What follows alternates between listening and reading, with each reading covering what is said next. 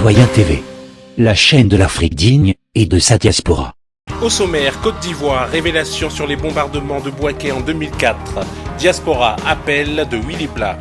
Mobilisation à La Haye le 9 mai 2016. Les titres de l'actualité en RDC. Actualité au Zimbabwe. Coopération Nigeria-Chine. Iran et les S-300 russes. Et pour finir, actualité en France. Commençons tout de suite avec la Côte d'Ivoire. Révélation sur les bombardements de Bouaké en 2004. Côte d'Ivoire, bombardement du camp militaire français de Bouaké en 2004. Alors que les autorités françaises accusent le président Laurent Gbagbo, l'homme d'affaires français Jacques Dupuy-Doby fait de graves révélations. En effet, auditionné il y a quelques jours, il est catégorique. Dominique de Villepin est l'instigateur de ces bombardements. Source Radio France Internationale. Mercredi 6 avril 2016, la juge Sabine Kéris a auditionné l'homme d'affaires Jacques Dupuy-Doby. Selon nos informations, il a raconté avoir déjeuné en 2007 avec l'ancienne ministre de la Défense Michèle Alliot-Marie, une amie de longue date. Ouvrons les guillemets. Elle m'a indiqué que dans cette affaire, toutes les décisions avaient été prises par son collègue Dominique de Villepin, alors ministre de l'Intérieur, et qu'en ce qui concerne l'aspect pratique et opérationnel des événements, c'est un grand groupe français qui s'en est chargé, tant en ce qui concerne les armes que les mercenaires. Fermons les guillemets. Côte d'Ivoire, bombardement du camp militaire de Bouaké en 2004, alors que les autorités françaises accusent le président Laurent Gbagbo de graves révélations de l'homme d'affaires français Jacques Dupuy-Doby, pointe du doigt Dominique de Villepin. Tout de suite, Diaspora, appel à mobilisation de Willy Blah. Ivoiriens, Ivoiriennes, Africains, Africaines, le président Laurent Gbagbo a encore besoin de nous. La première dame, Simone Gbagbo, a encore besoin de nous. Le ministre Blé Boudé a encore besoin de nous. Tous les prisonniers politiques et militaires de Côte d'Ivoire ont encore besoin de nous. Mobilisons-nous pour eux. Mobilisons-nous pour la Côte d'Ivoire. Mobilisons-nous pour recouvrer nos libertés confisquées. Mobilisons-nous dans ce formidable travail d'éveil de conscience pour dire la vérité sur la triste réalité de la Côte d'Ivoire qui est devenue aujourd'hui une prison à ciel ouvert. Chaque Ivoirien, chaque Africain doit prendre sa journée du mardi 19. C'est un jour où il y a ce qu'on appelle question au gouvernement. Tous les parlementaires viendront poser des questions au gouvernement. Eh bien, nous viendrons manifester devant l'Assemblée nationale le mardi 19 avril de 14h à 21h pour poser, nos questions aux parlementaires. Rendez-vous mardi 19 avril devant l'Assemblée nationale. C'est à ce prix, à ce sacrifice que nous devons nous soumettre. Nous devons tout faire pour faire libérer le président Laurent Gbagbo, qui seul pourra ramener la paix, qui seul pourra ramener la réconciliation, qui seul pourra continuer le travail de développement de notre pays. Vive la Côte d'Ivoire. Vive le président Laurent Gbagbo. Vive le combat dans lequel nous sommes engagés. Je vous remercie. Diaspora toujours avec la mobilisation à La Haye le 9 mai 2016. C'est en faisant n'importe quoi qu'on devient n'importe qui. Le 9 mai 2016 à la CPI, qui dira n'importe quoi, qui sera n'importe qui. Rendez-vous le 9 mai 2016 à La Haye. C'est en faisant n'importe quoi qu'on devient n'importe qui. Tout de suite, les titres de l'actualité en RDC.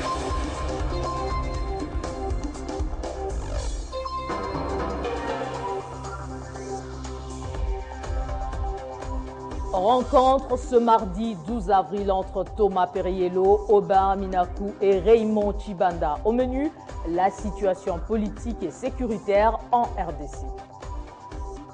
Plainte contre Jean-Marie Kassamba ce mardi a été consacrée plutôt qu'au verdict à la confrontation des deux parties devant la commission de discipline de l'Union nationale de la presse du Congo.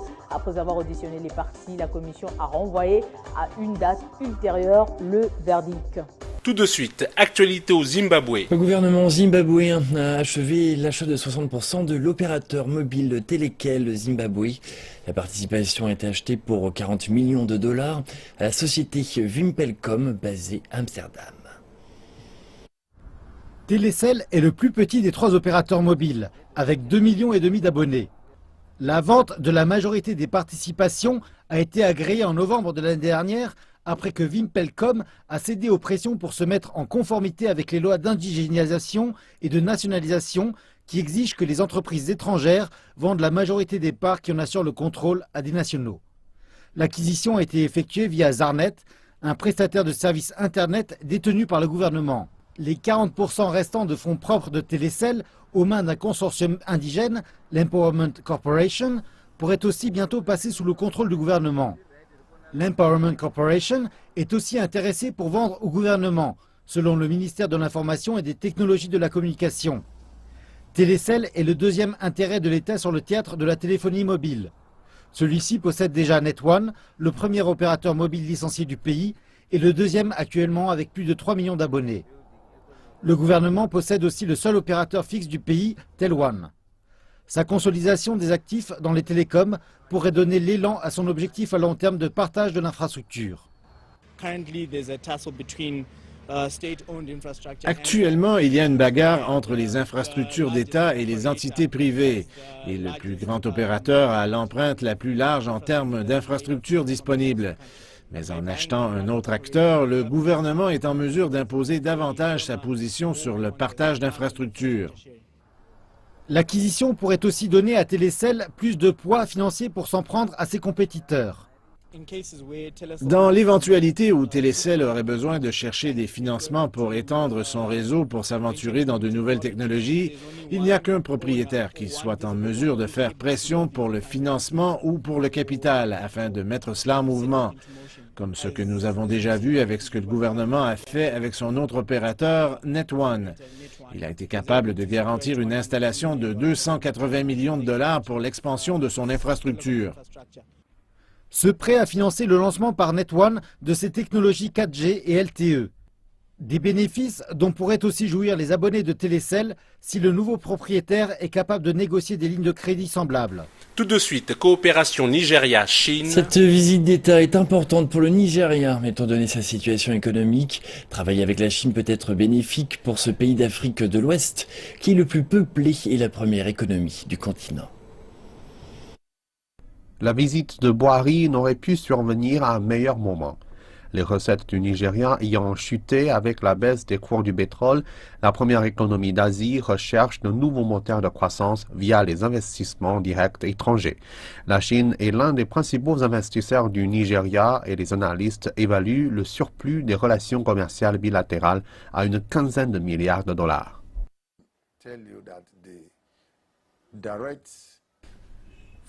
Je peux vous dire que les investissements directs étrangers de la Chine au Nigeria se rapprochent aujourd'hui des 100 milliards de dollars. C'est que les investissements de toutes les sociétés chinoises incluent des prêts du gouvernement fédéral et des États garantis par la Chine. Par exemple, pour la rénovation de tous les aéroports du Nigeria, qui est conduite par la CCECC. Le président nigérian va chercher à attirer plus d'investissements chinois à travers cette visite. Un autre sujet qui devrait être abordé est les conditions d'un éventuel prêt. Le Nigeria prévoit d'emprunter environ 5 milliards de dollars aux agences de crédit à l'export pour financer son déficit public. Si aucun chiffre officiel n'a été confirmé, les rumeurs racontent que le président Buhari signerait un accord de prêt de 2 milliards de dollars avec le gouvernement chinois pendant sa visite. L'argent devrait être déployé pour le développement d'infrastructures. Quand vous empruntez à un bon taux et déployez l'argent pour des actifs économiques productifs, vous catalysez le développement et la croissance de l'économie. Vous accélérez le processus de croissance économique. Si on ne doit se reposer que sur ses revenus, et malheureusement pour notre pays, nos revenus sont très faibles en raison de la baisse des cours du pétrole, alors la série de projets de développement économique que le gouvernement a lancé ne se matérialisera pas. Donc, pour accélérer le processus, ils ont besoin d'un financement de long terme de la part d'entités amies, et dans ce cas de la part du gouvernement chinois, à un prix attractif. La chose la plus importante est que le retour des actifs dans lequel le gouvernement va investir avec ses fonds doit être supérieur au taux d'intérêt que le gouvernement est disposé à payer.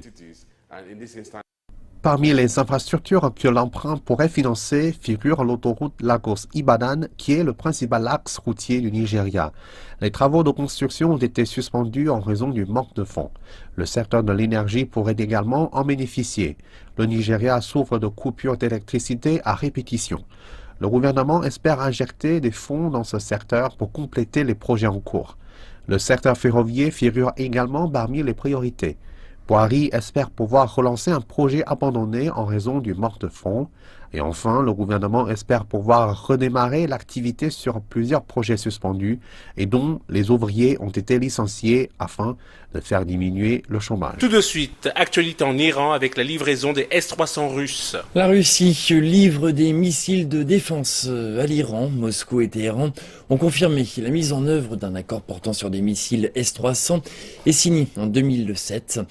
Les médias iraniens rapportent que des composants du système ont été envoyés par la mer Caspienne et ensuite été repérés sur des camions dans la ville portuaire d'Anzali.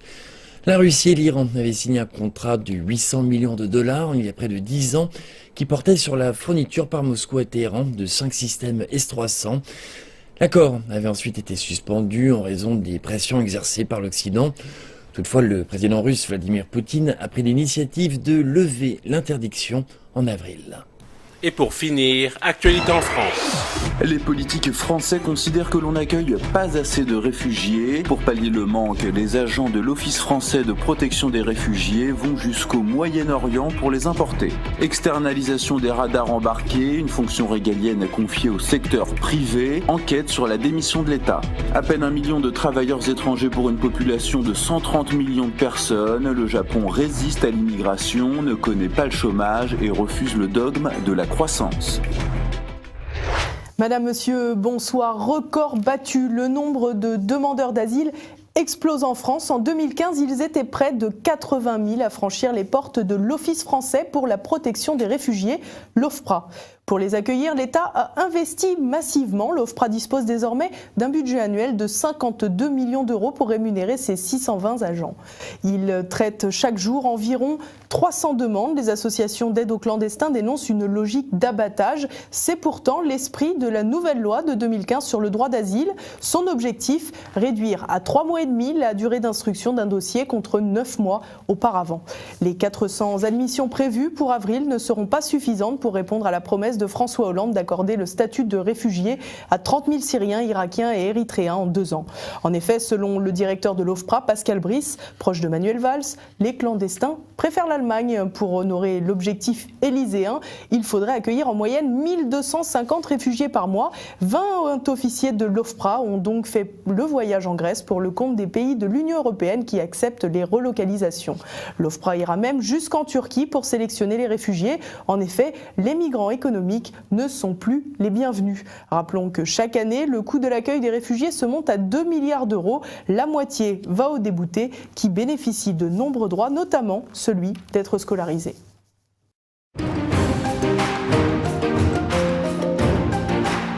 Citoyen TV, la chaîne de l'Afrique digne et de sa diaspora.